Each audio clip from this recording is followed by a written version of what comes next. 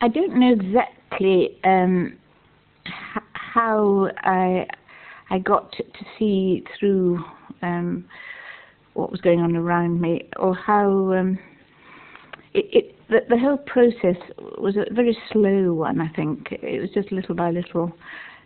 I think my first real shock when I went to India was when I was a girl and I was taken to a cotton factory and I saw the appalling conditions, and that was a little glimmer of light. How could we let people work in those conditions? Then when I went to SM, I was sort of made a little bit uncomfortable, but I accepted it at first. I can't exactly say.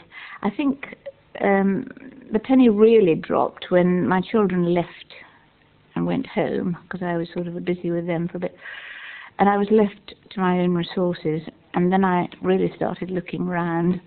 I thought, well, I've got another 15 years here. What am I going to do with it? What is this place I'm living in? And then things began to emerge into a clearer light. And I shook the bars of my cage quite violently, but never got out of it. Never really got out of it, because my role was to be just subservient and fit into the system. And if I had really been unpleasant or insisted on my rights, I don't think my husband would have been able to stay there.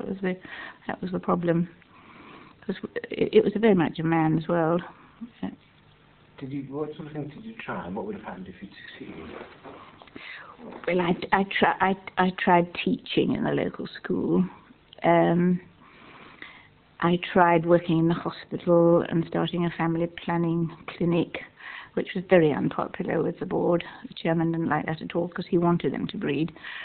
I tried to learn. I did learn the language, actually, and then I started visiting the SMEs in their own homes and saw how they lived.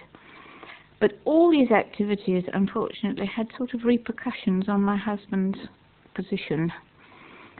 When I was working in a school, this particularly very bright boy, who a matric student who I was very fond of, he got himself into trouble by dating one of the Babu's daughters, which was he was just a coolie boy, really. And that they said, that's it, out he goes, out on his ear, just before his matric and everything. And I said, no, I'm not having it. So in the end, it was a question of either I stayed on or he did.